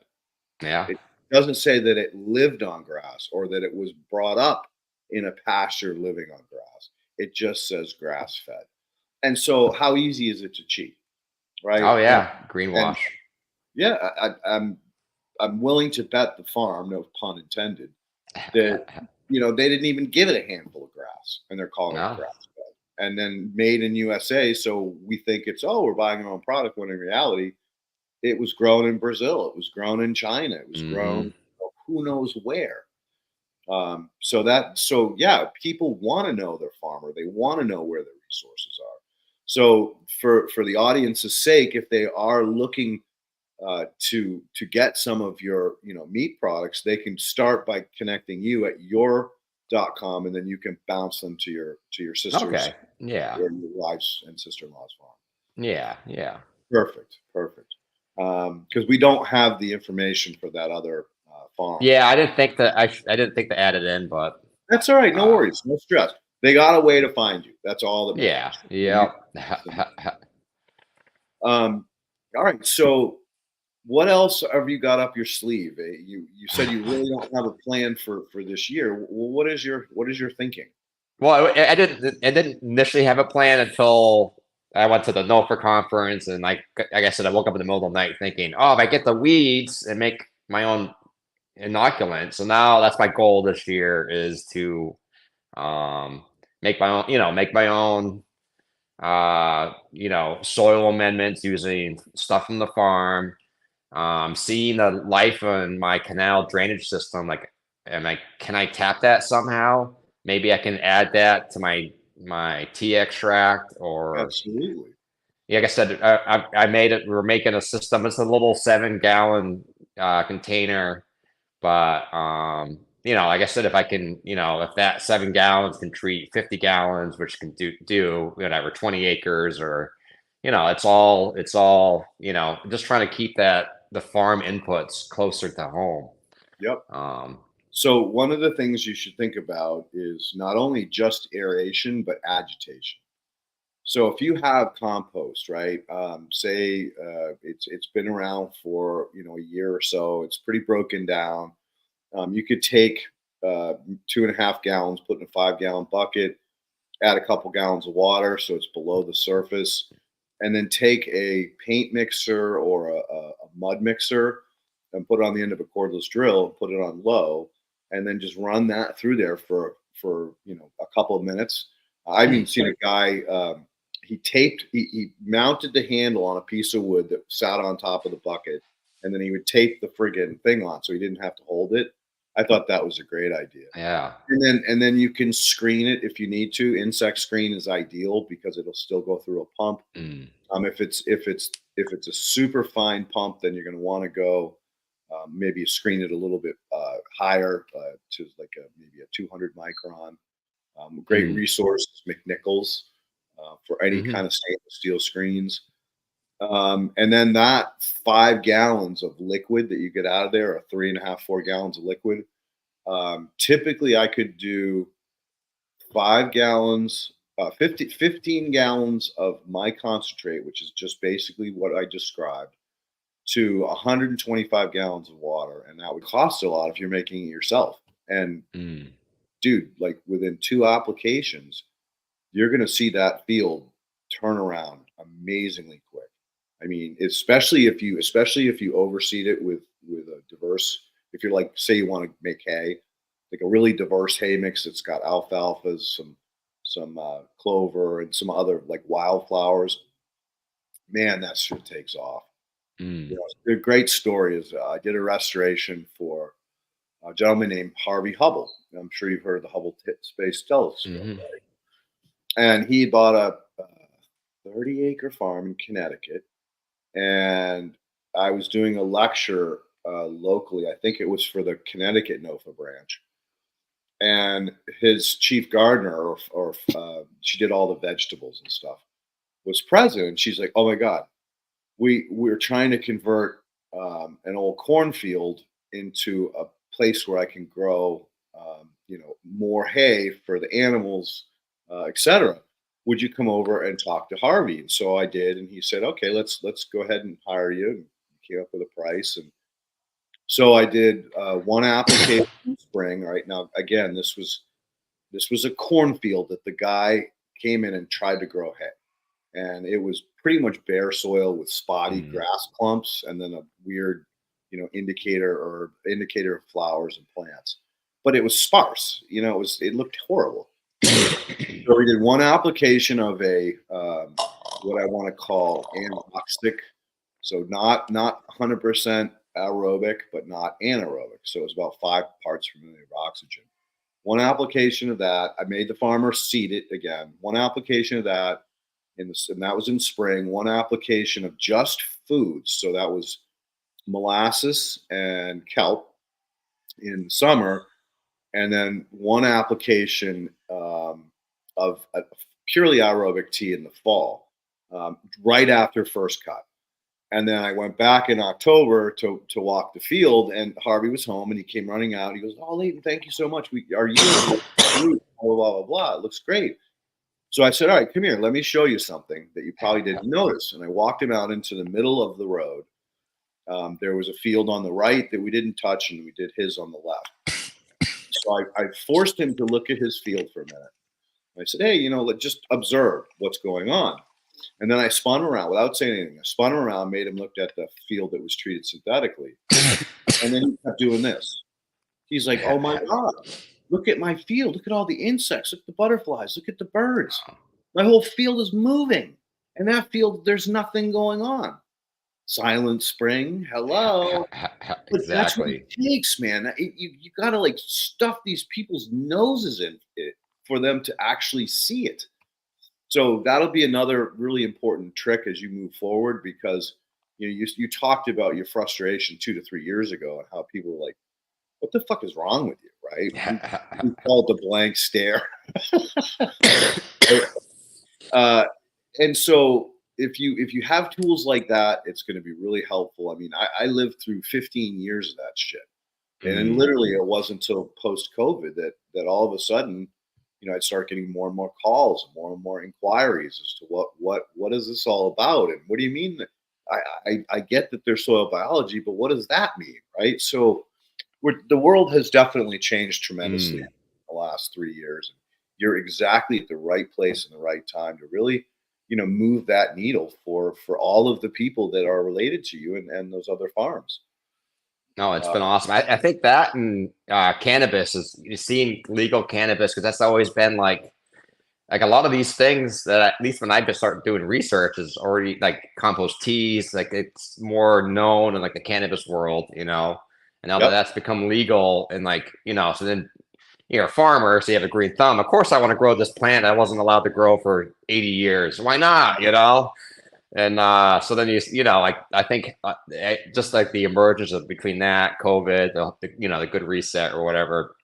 Yeah, that's another thing that hemp for feed.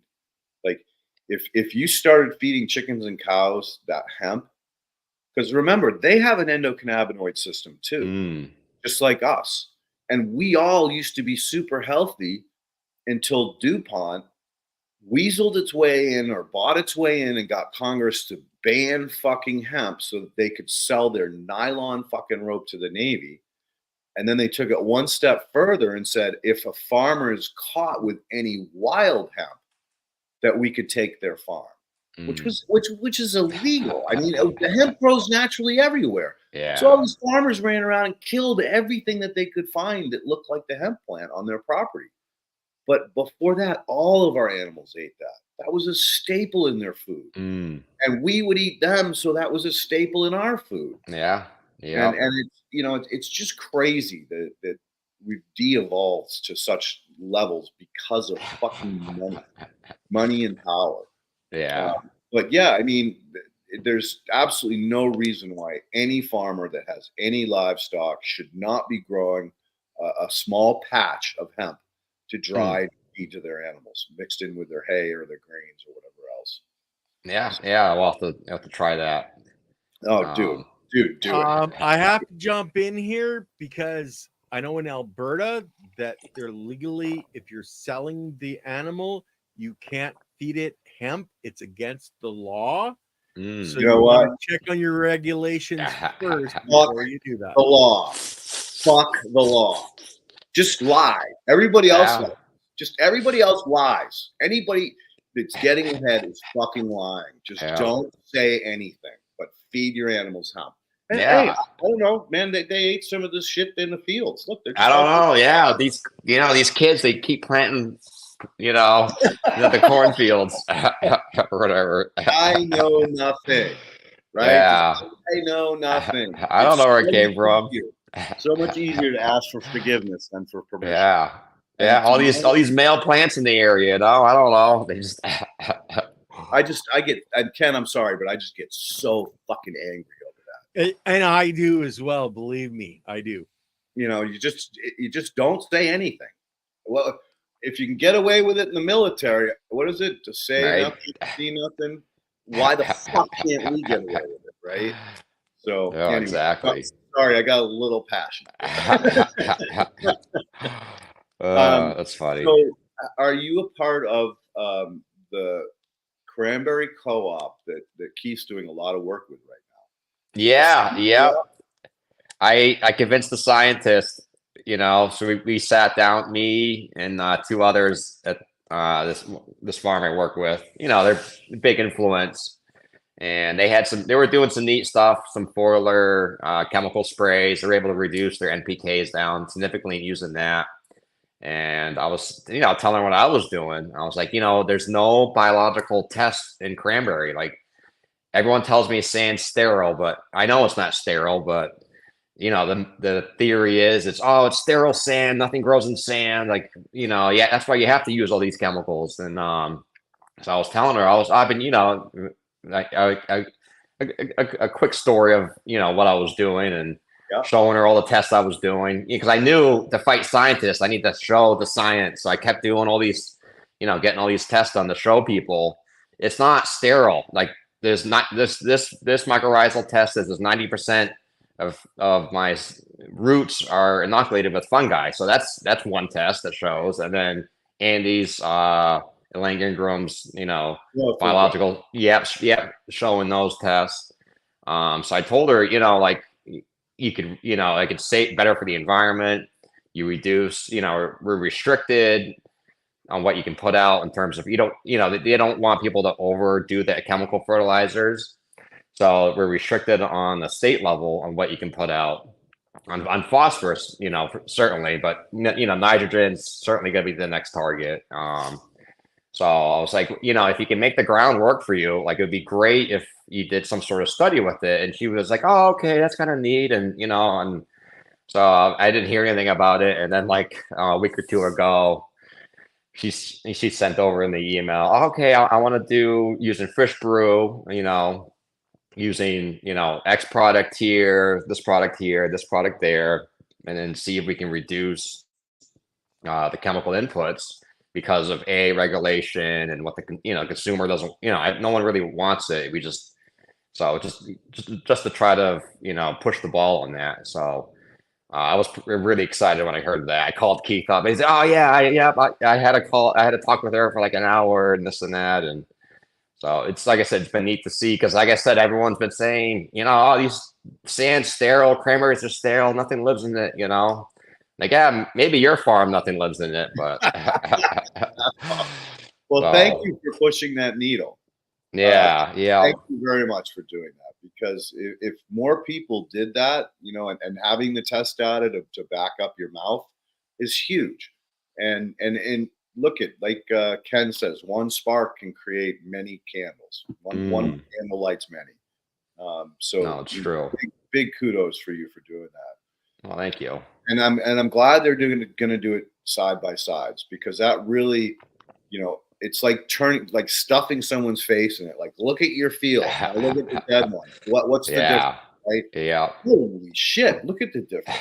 But they never would have fucking seen it unless you did that to them. And that's what we have to do as stewards and leaders in this industry. Really figure out how best to find the Achilles heel on these people and get their face into it. Really let them, like you said, keep smashing their face with it. Yep, literally. Normally we do questions at 1:30, but it looks like there was only one. But maybe that'll lead into further conversation. unless there was something else that you wanted to add. I'll do a quick story about the worms I've been finding. Oh, nice. So, cranberry bogs, we flood them once during harvest for about a week, and then if it gets real cold here in New England, cold being 20s, 10 degrees Fahrenheit with high winds, what happens is the roots dry out. Because they have a shallow root system. So we'll flood the beds for that, almost like a winter protection, like a putting a blanket on. And so this past harvest, I had one property which I knew naturally had a lot of access to nutrition. It was planted in the 80s, so it was 40 years old bed, thick vines, thick canopy. So I was like, you know what? I'm not going to put any NPK on this. I'm going to use the fish brew products, fish hydroslate, its inoculants. So, and part of it was it did have quality issues in the past. So I was trying to pull that back, try to get that in check because I was using, less fungicide. So, getting rid of the manzate was the big leap there that I wanted to, I guess that everyone's telling me, you got to use it. But I was like, I'm not using it. So, that was part of the reason me pulling back. But so anyways, during harvest, I flood up the bed. I pick one with the tractor. And then the next one is deeper water. We have another machine. That's not a tractor. It's kind of like a Mars rover kind of thing that you sit on, made of aluminum. But you're right. You're right above the picking head on it. There's no cab or anything. You're out in the elements. So I'm driving around and I look down. Oh, look, there's a worm. That's pretty cool. Drive around again. And like similar spot. So I'm like, all right, I have to get off the machine. I get off, and I'm like, then I start to see 1, 2, a dozen. I'm like, wow, this whole field is like filled with them. And so I started taking pictures of it, sent them to my parents. I was like, this is so cool. And they're like, no, those are just those Asian jumpers. They're invasive. You got to kill them. I was like, no, this is not. No. Like, at first, I'm like, maybe they are. I took, like I said, I took lots of pictures, and I was able to figure out they were just normal earthworms. But like I said, it was cool to see. Like, and they were big fat guy, big fat suckers. Yeah, like exactly. If I pulled out a cow patty out of the pasture, like that's what I would see, So like I wasn't quite sure how that would work with, like I wasn't sure either flooding the bed, like are they going to survive? I did notice pot worms in our ditching, we dig out ditch that material. I did notice I had pot worms in there. So that was, I knew that was and they can survive the water a bit better, but I wasn't sure about the earthworms. So that was cool during harvest. And then this past week we got 8 inches of rain. So I ended up, I'll do a little trash flow, meaning I'll flood the bed and pull off any of the chaff leaf that comes up and, add it to the compost pile. It kind of cleans up the property before the spring. So I'm pulling boards on a flume, which is where the water enters in and out of the bed. And I'm looking at it. I'm like, wow, there's worms stuck to this flume board. It's made out of wood, but it's been sitting in there for a little bit. The worms found a way to stay dry. They either the wind pushed them but I've never seen, you'd never seen them either on a board that was in the water. I pulled the thing out and there they were clinging on the side all over the thing. It was, I guess it was cool to see. It was like, like another thing I'm like, I'll show my wife. She's like, people are gonna think you're weird. All these worm pictures you keep showing. I'm like, I know, but like, I've never seen this. I've been over a decade of doing this. We have sprinkler heads. We dig up the bogs. I never see a worm ever. And this past year, they're all over me. So like I said, it was cool. Awesome. And here's another story that'll give you some more clout behind that. Kyle Moot did an application of fish brew 3 years ago, and come spring, and he cover cropped it. It was going to go into beans this year or in 2023. The cover crop he used was irresponsibly sold to him. It was a ryegrass instead of like a fescue that's going to die back. And so he would call me in a panic. He's like, look, the ryegrass is out competing my beans. I'm gonna have to till it. And I'm like, that's all right. Look, we want a goal of no till, but it doesn't mean in the transition you can't till. So just look, just till down like 1 inch, just so you're not destroying the whole profile, right? Just knock the top off of it. That should kill the roots of the ryegrass. It should lay down for you. You shouldn't have any competition with your beans. So he did it. And he's like out there wandering around in his field, scratching his head and picking up clumps of soil. Normally they put their hand in the soil and it just falls through their finger. Yeah. Right? So he's picking up these clumps and he calls me on the phone. He's like, Leighton, I got a problem. There's clumps everywhere. I go, oh, dude, those are aggregates. That's really good news. That means you, within 1 year, one application of fish brew turned your dirt into the beginning soil. And he goes, but Leighton, there's worms everywhere. They're big ones. There's little ones. Every clump is full of them. I go, dude, that's a good thing. That's the necromass is coming back. And the more those worms tunnel, the more the roots are going to go down deeper. The better you're going to survive those droughts you keep getting. So having those worms in there is huge for the beginnings of really turning that soil into super rich prairie soil. So that's good news. So he hangs up the phone with me. And this old time farmer neighbor of his, who's like, I don't know, 80 something, 85, pulls up with his pickup truck and screams to Kyle, what are you doing, dude? I've been seeing you walking out here in circles. So he goes, come here, come here, come here. Brings the old timer out there and he picks up the soil. He goes, look, it sticks together. And the farmer goes, what? And then he looks down and he sees all these worms. He goes, oh my God, those are worms.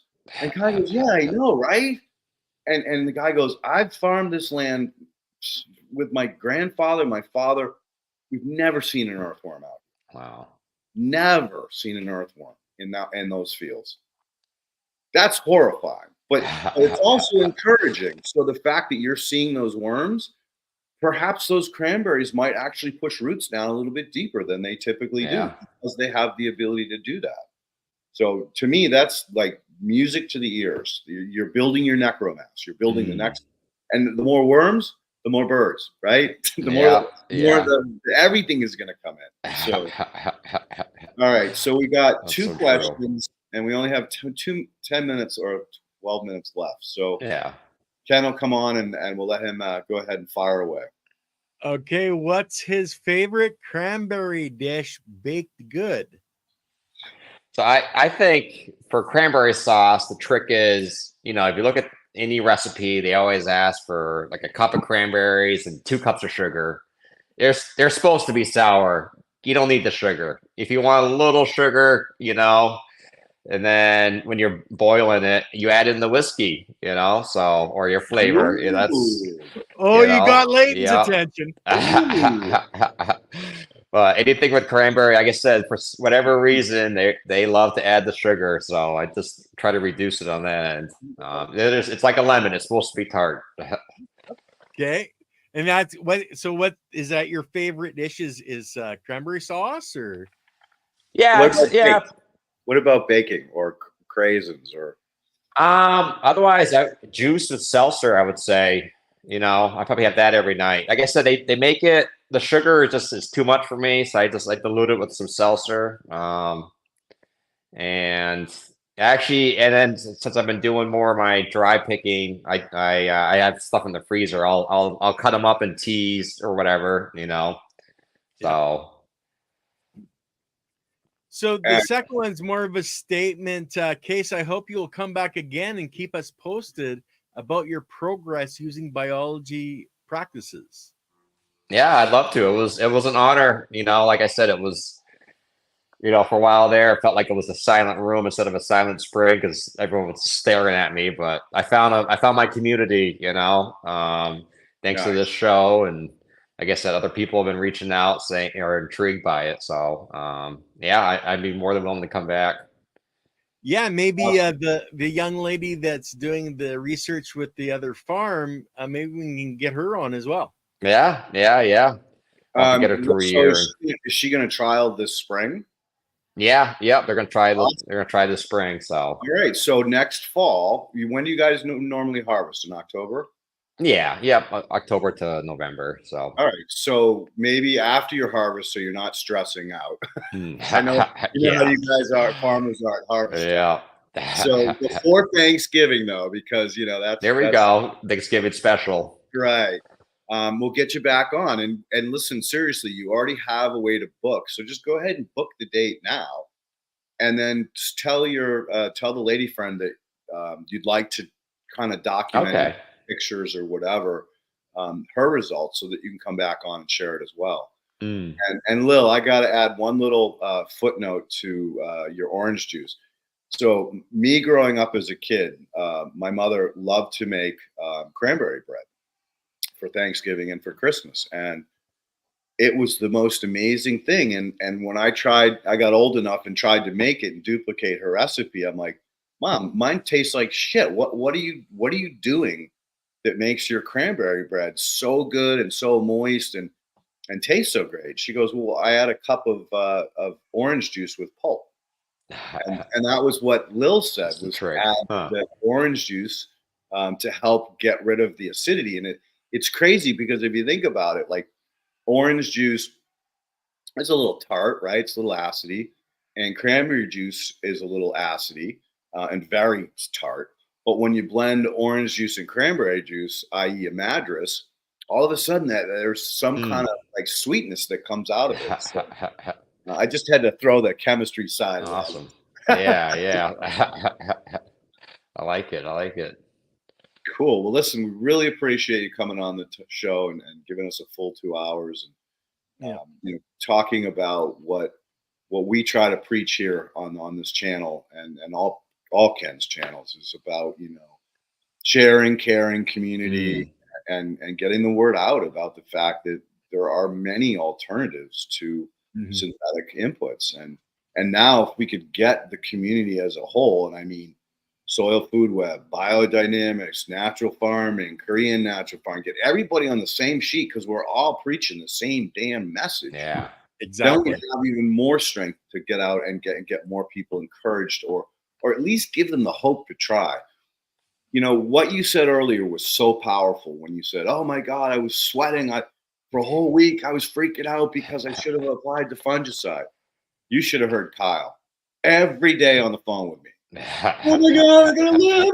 It's planted all the seeds. It's nerve wracking because you don't know, you haven't done it before, and it takes balls and bravery, courage to shift and to make that change, even if it's a little bit at a time.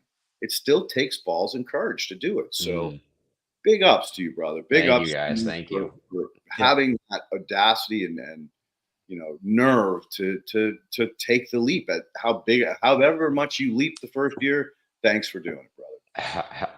Well, I guess for stay talking COVID. about it.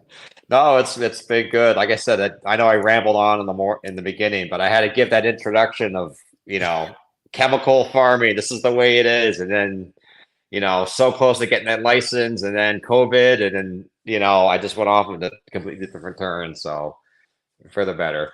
And that was, I purposely didn't stop you. There were so many little things I wanted to grasp onto, like Rodan, Virginville Hotel. There were so many things I wanted to grab, but I couldn't stop you because what your message was so powerful to the listeners about what it was like to struggle through and go against the grain and start swimming against the other fish. And of course, you're going to knock heads when you do that. But again, it's like, that's the true message, is that I did it, you can do it, right? And so in many ways, you're a great inspiration for this community and this channel for all the thank you guys. I'm honored. I never thought I'd end up on this speaking on it, but and by the way, you did a great job too. Awesome. Well, thank you. Not easy. Dude, it's not easy getting on here. It can be nerve wracking. It's probably the first time you've been live videoed. Yeah.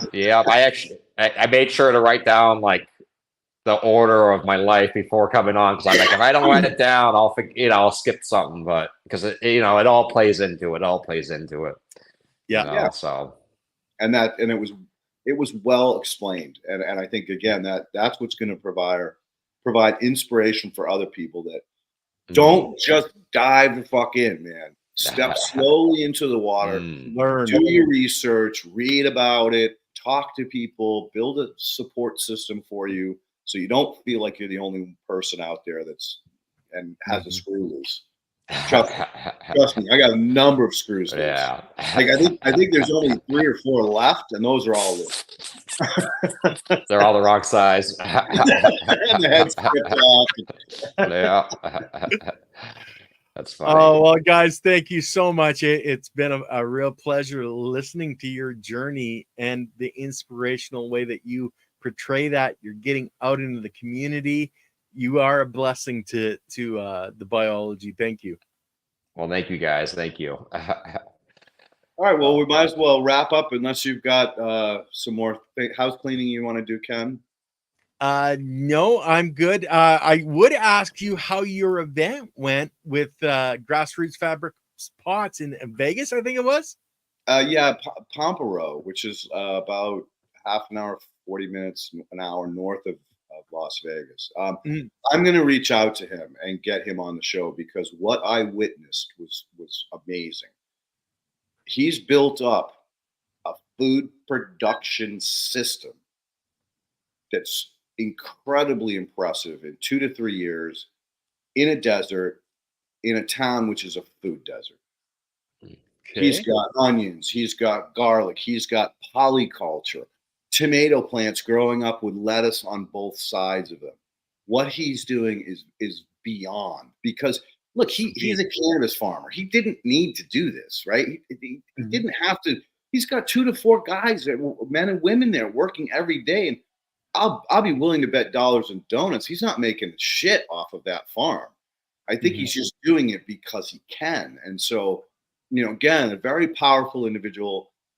It's Steve Cantwell, I believe, if my memory serves me correct, from Green Life Productions. But I'm definitely going to reach out to him and encourage him to come on. Like, we did one with him on FPC where we went through his garden, his cannabis garden, his grow. But I could not believe what I saw on his property, on his house. This is his house land. Yeah. So the conference was great. I had, as many as 50 people listening to me talk about the horizontal soil system, which was kind of like, wait a minute, what? All I did was I keep getting requests for us to build one to have the demonstration on this network. Interesting. Well, we can do one again. I just need someone to come out here. I got a chance to catch up with Dragonfly Earth Medicine, which was just beautiful. Got to give Elaine a hug and quick chat with her in the morning. She's finally slowing down, which is great. So I was really, really happy to hear that. Got to hang out with Catalyst Bioamendments crew. That's Casey and Keisha.